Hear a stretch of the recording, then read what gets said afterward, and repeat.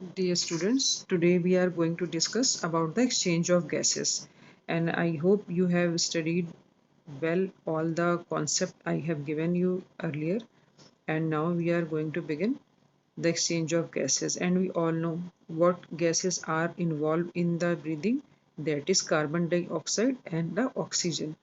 तो कुछ बेटा बेसिक चीज़ें हैं जो मैं आपको बता रही हूँ so that it will be easy for you to understand the things. For example, suppose we are talking about the exchange of gases all the time कि CO2 and O2 का exchange होता है, तो किन के बीच में exchange होता है? First thing you have to remember this thing कि किसके बीच में exchange होता है और ये gases कहाँ present होती हैं. तो basically जो alveolis होते हैं, alveolis are present into lung. Now you have studied the structure, so you can very well aware about this kind of structure that is called alveolis. So that means alveolis are the main source of the exchange of gases. क्योंकि सारा जो भी ये these are the very thin. I have told you earlier that these are the very thin membrane and very much full of the blood supply. बहुत इनमें blood supply भी बहुत ज़्यादा होता है. तो these alveolis are the site of exchange of gases. That means यहाँ से ही exchange of gases होता है CO2 या O2 का, जिसका भी अंदर आना या बाहर निकलना होता है. This thing you have to keep in your mind. And there is one more place where exchange of gases take place. One चीज तो क्या हो गई आपकी alveolis हो गई. And another thing is I'm just writing it here for you. It occurs between the blood and between the tissues. ठीक है, इनके बीच में भी एक्सचेंज ऑफ गैसेस चलता रहता है, क्योंकि ऑब्वियसली ब्लड क्या लेकर आएगा, ऑक्सीजन लेकर आएगा, and it gives to the tissues and tissues use it, and in turn ये क्या बनाएंगे, CO2 बनाएंगे. तो CO2 किसको दे देंगे, ब्लड को. ब्लड लेकर कहाँ जाएगा, लंग में, और वहां से वो बाहर निकलेंगे.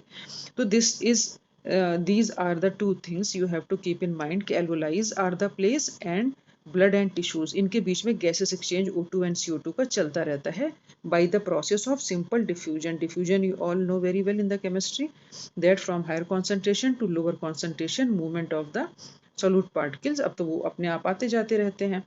तो अब ये कॉन्सेंट्रेशन ग्रेडियंट पर बेस्ड होता है. कॉन्सेंट्रेशन ग्रेडियंट का मीन्स इधर कॉन्सेंट्रेशन ज़्यादा होगा, उधर से कम की ओर वो जाते रहते हैं.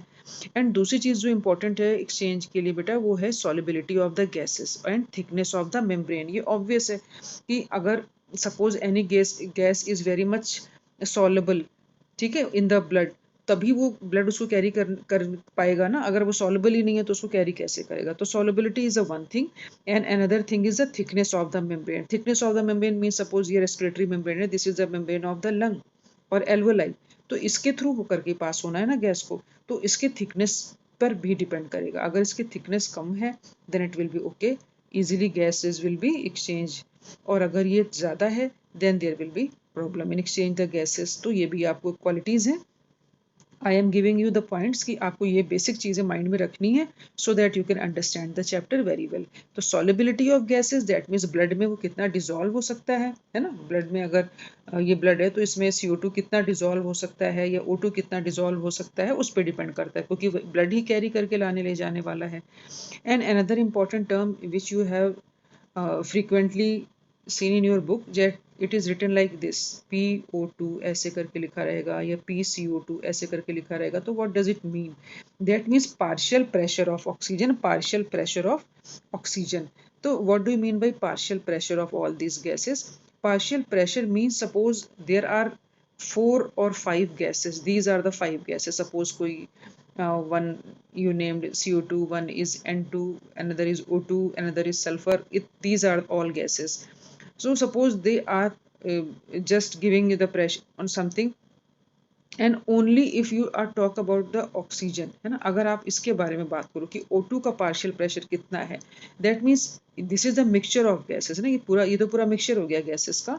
But single, that means individual gas in a mixture which contributes the pressure is known as the partial pressure. उसको बोला जाता है partial pressure. मतलब हर एक का contribution कितना है. सपोज एक टेबल है, उसको आप पुश कर रहे हो, उसको डोर से बाहर निकालना है, रूम से बाहर निकालना है, तो 4 students are pushing the table उसको बाहर निकालने के लिए. ठीक है, तो उसमें से आप सबने हाथ लगा रखा है, पर किसने कितना प्रेशर लगा रखा है. अगर suppose we have some instrument by which we can measure, तो अगर एक बच्चे का मैं इंडिविजुअल किसी का पूछूं, सपोज एक्स स्टूडेंट का पूछूं और उसका कितना प्रेशर लग रहा है, that is called partial pressure. तो this is the mixture of gases, but उन मिक्सचर ऑफ गैसेस में एक गैस का कितना होता है प्रेशर, उसको हम पार्शियल प्रेशर बोलते हैं। If you are talking about CO2, you can call it partial pressure of CO2. If you're talking about the oxygen, you can call it the partial pressure of oxygen.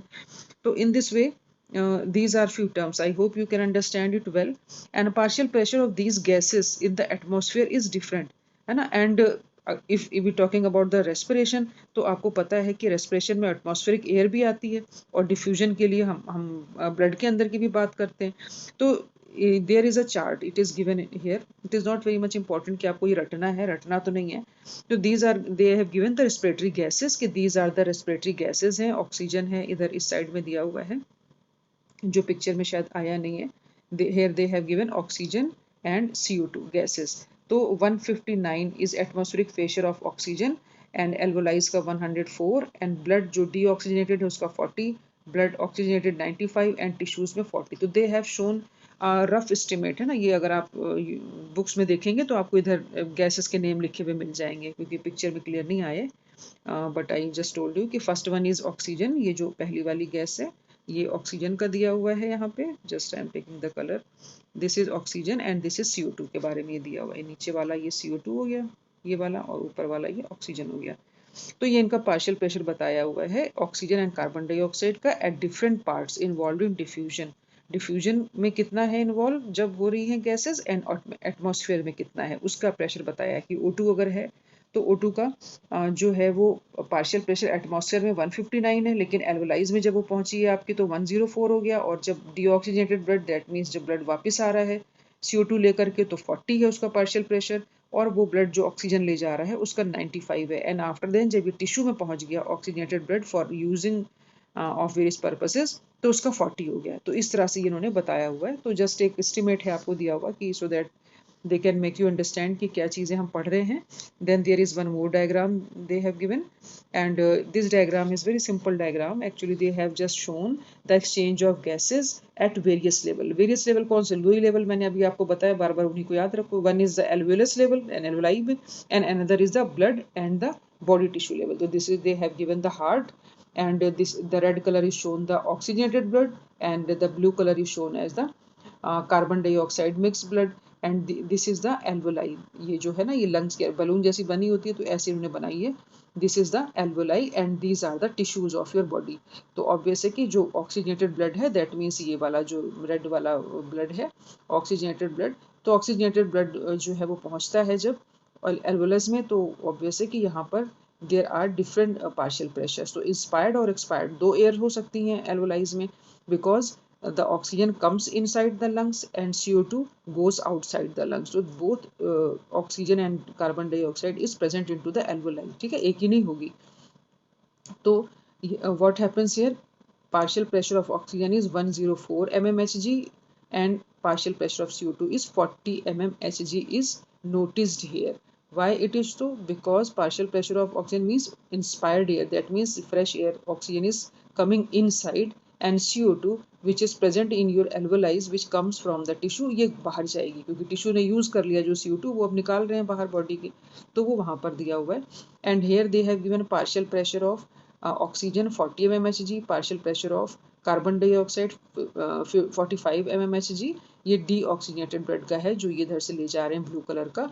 And here it is more, क्योंकि oxygenated है ना, तो CO2 के comparison में oxygen क्या होगी, ज्यादा होगी। यहाँ पर देखो 40 O2, यहाँ पर 95 हो गया है ना, और यहाँ पर 45 है, क्योंकि डीऑक्सीजनेटेड है CO2 यहाँ पर ज्यादा होगी बच्चों, ना कि यहाँ पर ज्यादा होगी। तो पार्शियल प्रेशर ऑफ CO2 40 है, क्योंकि we are talking about the oxygenated. Oxygenated का मतलब है where oxygen is more and CO2 is less. और फिर यहाँ पर टिश्यू लेवल पर एक्सचेंज आपको दिखा रहे हैं कि oxygen is coming inside, CO2 is going outside, because when you give the oxygen to the tissue use it, because कैसे यूज करेगा, सेल में जो फूड है ऑक्सीडाइज करेगा, and after oxidation CO2 is released और CO2 बाहर डाल दी गई डीऑक्सीजनेटेड ब्लड में, ये ले जाकर के वापस एल्वोलाइज में छोड़ देंगे। तो this is the all description of the this diagram which is very easy, बेटा आपने पढ़ा है 10th में भी रिस्पिरेशन के बारे में, तो दिस इज ऑल अबाउट, अगर आपने पढ़ रखा है तो आपको बहुत इजीली समझ में आएगा। Now come to the next diagram. This diagram is new something, क्योंकि ये आपने भी न्यू न्यू अब देखना शुरू किया है, अभी पढ़ा नहीं है आपने। तो this is the alveoli, they have given the diagram to show you alveolis with a pulmonary capillary. तो पल्मोनरी कैपिलरी और जो एल्वोलाइज है उनके बीच में कैसे एक्सचेंज हो रहा है उनके बारे में बताया हुआ। पल्मोनरी कैपिलरी कौन सी होती है? यही जो एल्वोलाइज के अंदर मैंने आपको बताया कि there are fine fine blood capillaries, है ना, तो ये इन्हीं को हम बोलते हैं पल्मोनरी कैपिलरीज, मीन्स लंग्स के अंदर की पाई जाने वाली कैपिलरीज। तो उनके बीच में ही होगा ना डिफ्यूजन जो भी होगा। तो यहाँ पर आपको ये बताया हुआ है, I have also make some notes for you so that you can understand it easily. These are the notes with the help of which here I am just going to show you so that आपको जल्दी जल्दी समझ में आएगा कि ये जो membranes अभी जो बुक में मैंने अभी आपको वो डायग्राम दिखाया था ना, ये इस तरह से बना हुआ था, ये इस तरह से, ये वाला डायग्राम पीछे अगर आप टर्न करके देखेंगे तो देयर आर द 3 लेयर्स, उनके बीच में ये सारा कुछ काम जो है वो चल रहा होता है। तो what are the 3 layers? One is the squamous epithelium of the alveoli, ये वाली बात हम कर रहे हैं, squamous epithelium of the alveoli. Another is the endothelium of the alveolar capillary, तो endothelium की capillaries की हो गई इसके अंदर की, and basement membrane in between them, ये वाली जो है बीच वाली, this is called basement membrane, ठीक है, basement। तो that means there are 3 different membranes, और इन membranes को call it the basement the diffusion membrane, क्योंकि इनके थ्रू ब्लड आएगा या जाएगा ना, क्योंकि ये तो एल्वोलाई हो गया ये वाला, if I change the colour, तो ये तो एल्वोलाई वाला हिस्सा हो गया ये वाला, this region is known as alveolar region, ठीक है। तो ये तो एल्वोलाई हो गया, स्क्वेमस एपिथेलियम की बनी हुई है ये चीज, तो एक तो हो गया स्क्वेमस एपिथेलियम एल्वोलाई। देन है एंडोथेलियल ऑफ एल्वियोलर कैपिलरी, ये जो मैंने पर्पल कलर से बनाई है ये कैपिलरी हो गई, एंडोथेलियल कैपिलरी। तो ये एंडोथेलियल कैपिलरी जो है ना ये हो गई, तो इसकी लेयर हो गई एक तो, और एक ये बीच में जो है भरा हुआ, that is called basement substance between them, ये भरा हुआ है बेसमेंट सिस्टम जो भरा हुआ है। तो this is the responsible for the diffusion of oxygen to the tissues from the alveoli and CO2 from the tissue to the alveoli. दोनों की चीजें समझ में आ रही है आपको कि ऑक्सीजन का डिफ्यूजन होगा, ठीक है, टिश्यूज को एल्वोलाइज से, क्योंकि सपोज ये मैंने एल लिख दिया, एल्वोलाइज किसको देंगे ऑक्सीजन? टिश्यूज को देंगे, ठीक है, टिश्यूज को दे रहे हैं, एक तो ये चीज आपको पता है। और एल्वोलाइज का है लंग्स में, तो आप सिंपल कह सकते हो लंग्स से ऑक्सीजन कहाँ गई? टिश्यूज में। एंड इसका रिवर्स क्या होगा? टिश्यूज से क्या चीज आएगी वापस? CO2 आएगी, कहाँ पर? एल्वोलाइज में। यही तो चल रहा है ना, बार बार मैं आपको एक्सप्लेन कर रही हूँ, बार बार वही चीज बोल रही हूँ, तो वो इसलिए बोल रही हूँ so that you can understand it very well. तो students again I am going to repeat you that there is a diffusion membrane which is made up of 3 major layers, namely thin squamous epithelium of alveoli जो भी मैंने बताया, endothelium of alveolar capillaries and the basement substance in between them, and thickness is also very less, इनके इस membrane की thickness बहुत कम होती है। तो that means all these conditions are favorable for the diffusion of oxygen and coming out of the CO2। तो सारी condition क्या होंगी? फेवरेबल हो गई, आपने पढ़ी थी, पतली मेम्ब्रेन भी हो और ये सब चीजें भी हो तो इट विल बी इजी, तो गैसेस का ट्रांसपोर्ट आसानी से हो जाता है। Now we are going to talk about the transport of the gases, भाई किन गैसेस को ट्रांसपोर्ट करना है? तो अगेन यू, अब तो आपको सब पता चल चुका है, CO2 है और O2 है, इनके अलावा तो थर्ड गैस कोई है ही नहीं। तो दैट मीन्स कि ट्रांसपोर्ट ऑफ गैसेस में अभी हम one by one we are going to take, first we are going to take about the oxygen, but here I am written both the two, कि ट्रांसपोर्ट ऑफ ऑक्सीजन भी होता है and CO2 भी होता है। अब ये कैसे होता है, हाउ इट अकर्स? तो 97% of oxygen it is transported by the hemoglobin and hemoglobin is present into the RBC। तो आप ये भी कह सकते हो कि ब्लड के थ्रू होता है।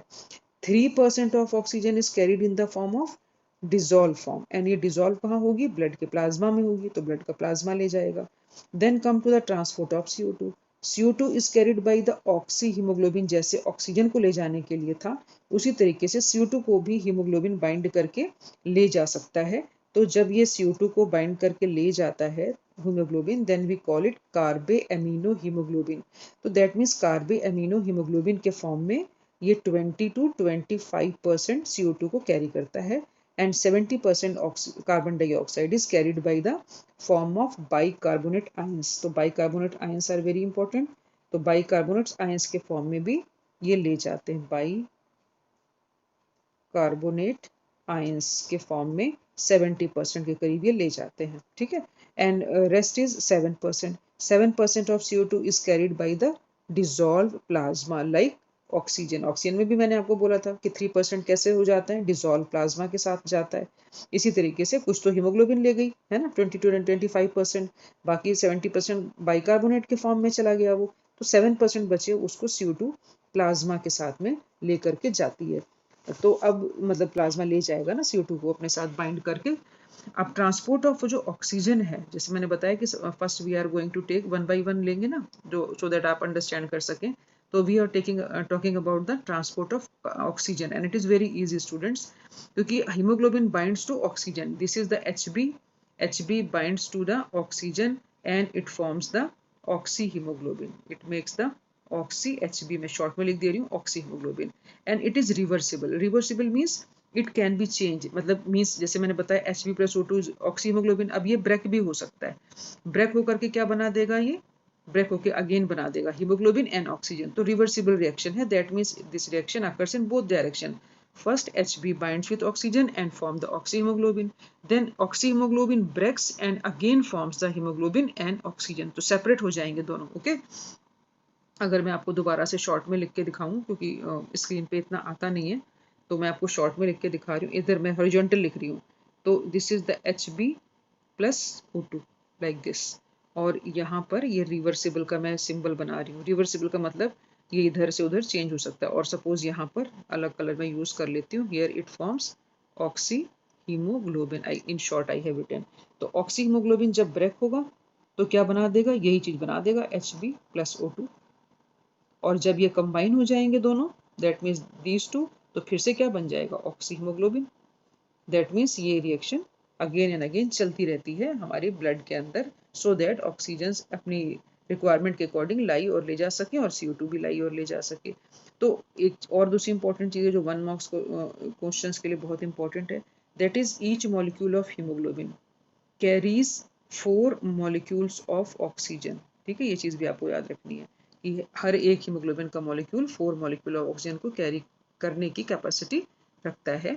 And binding of O2 with haemoglobin has certain conditions, है ना, शर्तें होती हैं कि भाई ऑक्सीजन कहता है कि मैं हीमोग्लोबिन के साथ मेरी कुछ रिक्वायरमेंट है, ये तुम मानोगे तो मैं तुम्हारे साथ बाइंड करके चलूंगा, अदरवाइज नहीं जाता मैं। तो अब क्या कंडीशन है, what are the condition of binding of O2 with the haemoglobin. अब उसको बाइंड करने के लिए कुछ कंडीशंस हैं, तो I have also written in the slide form, and these are the conditions, है ना, ये मैं आपको डायग्राम से भी दिखाऊंगी, सो आपको इजी रहेगा समझने में। First is the partial pressure of oxygen, partial pressure of CO2। Obvious है कि जब गैसेस के हम बाइंडिंग की बात कर रहे हैं तो गैसेस तो दोनों ही होंगी, CO2 भी होगी, O2 भी होगी, plus hydrogen and concentration, this is the new thing, and the temperature also. तो इन सब पे डिपेंड करता है। आप अभी तक till now you are thinking about कि only CO2 and O2 is responsible for binding, but no, hydrogen and concentration and oxygen is also important for the binding of oxygen to the hemoglobin. So now there is a curve in your syllabus, it is given, it is known as oxygen dissociation curve, it is given in this page number। तो ये यहाँ पर दिया हुआ है। तो students यहाँ पर जो हीमोग्लोबिन है, as we all know that it is a red colour iron containing pigment है ये, एंड इसका काम है जैसे मैंने बताया बाइंड करके ऑक्सीजन को ले जाना। तो अभी ये एक ग्राफ प्लॉट किया है, ग्राफ हमने कैसे प्लॉट किया, इसको हम बोलते हैं बेटा oxygen dissociation curve, this is known as oxygen dissociation curve, and why we call them oxygen dissociation curve, because binding of oxygen जो है hemoglobin के साथ related to the primary pressure of oxygen, partial pressure of oxygen, partial pressure of CO2, hydrogen and concentration and temperature, ये मैंने आपको बताया।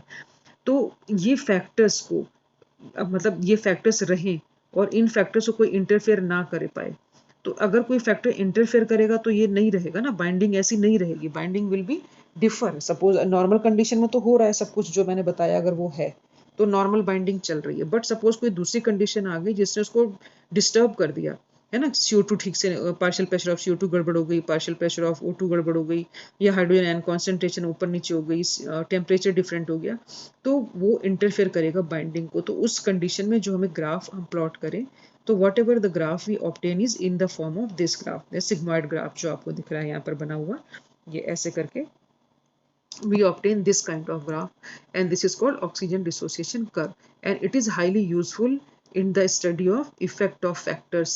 अब बहुत से फैक्टर्स हैं जैसे मैंने आपको बताया अभी, partial pressure of CO2, hydrogen and concentration, इनको सबको जानने के लिए ये बहुत ज़रूरी है ग्राफ को जानना कि इनका क्या इफेक्ट पड़ता है, मतलब पार्शियल प्रेशर CO2 का, हाइड्रोजन का क्या इफेक्ट पड़ता है इस ग्राफ पर on the binding of O2 with haemoglobin in the alveoli, and also CO2 भी, दोनों चीज़ों का फ़र्क पड़ता है।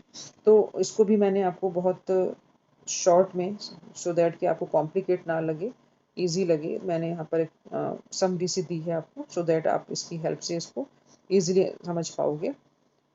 सपोज सिग्मॉइड ग्रोथ का जो हमने ग्रोथ का हमने ऑब्टेन किया, तो सपोज एल्वोलाइज रीजन में क्या होता है ना, आपको भी पता होना चाहिए। तो एल्वोलाइज रीजन में अगर हम चाहते हैं कि मतलब जो हमारा ऑक्सीजन सैचुरेशन है ना, we get this sigma, why we get this sigmoid curve जो भी हमने बनाया था इस तरह का बेटा, वो क्यों मिलता है आपको और कब मिलेगा, है ना, किस कंडीशन में मिलेगा, तो when percentage saturation of haemoglobin with oxygen is plotted against PO2, तब मिलेगा वो आपको। तो एल्वलाइज में क्या कंडीशन चल रही होती, वहां पर high partial pressure of oxygen, low partial pressure of CO2, less hydrogen ion concentration and low temperature वहां पर जब होता है, then what happen, these all conditions are favourable for the formation of oxyhaemoglobin. That means ये happily haemoglobin के साथ oxygen जुड़ जाएगा, है ना, हैप्पी होके कि भाई ये सब मुझे पसंद है, सारी कंडीशन ठीक है, मैं आपके साथ चलता हूँ।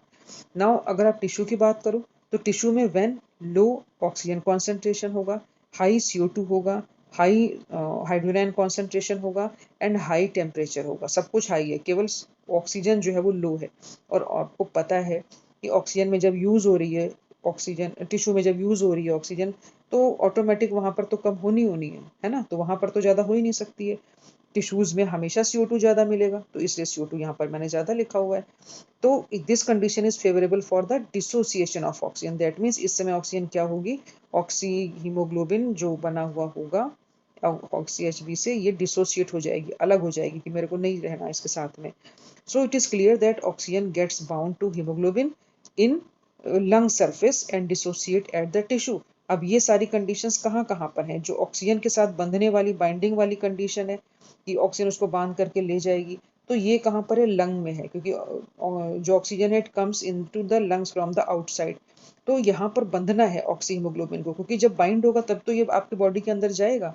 तो यहाँ पर ये वाली सारी कंडीशंस होती हैं, ये वाली, सॉरी ये सारी कंडीशंस होंगी, हाई PO2, लो PCO2, है ना, लेस हाइड्रोजन कंसंट्रेशन, और ये बाइंड हो जाएगी और आपकी बॉडी के अंदर चली गई, टिश्यूज में पहुंच गई। अब जब टिश्यूज में पहुंच गई, तो टिश्यूज में क्या होना होगा, टिश्यूज में इसको डिसोसिएट होना होगा, because it is with haemoglobin. तो हीमोग्लोबिन जब तक ऑक्सीजन को छोड़ेगा नहीं, तब तक आपकी बॉडी को मिलेगा कैसे, तो हीमोग्लोबिन ब्रेक हुआ, उसने ऑक्सीजन को रिलीज किया, ऑक्सीजन वहां पर पहुंची, यूज हुई, एंड अगेन क्या बना, CO2 बना। अब CO2 को भी कौन लेकर जाएगा, CO2 को भी लेकर जाने के लिए भी तो हीमोग्लोबिन है, तो वो उसको वहां से वापस लेकर के आएगा। तो in this way I explain you the oxygen dissociation curve, and these are the base condition in very short I have given to you, but I expect that you people read the chapter with the NCERT, because you are studying first time, you maybe find some difficulty in the chapter, but as you read once and twice आपको समझ आ जाएगा, and with the help of notes you can understand it well. I hope so. And if you have any problem, you have to give me a message. You send me a message, or you can ask me anything.